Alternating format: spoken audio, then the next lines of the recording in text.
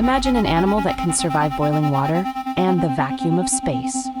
Meet the tardigrade, aka the water bear or moss piglet.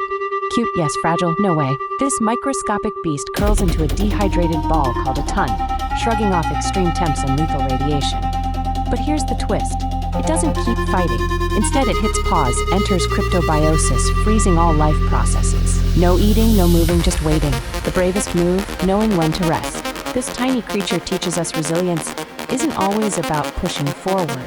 It's about surviving the impossible by waiting for the right moment. So, what if your greatest strength is in your patience? Would you hold on or move on? That's it for today. Leave a like and follow us for more.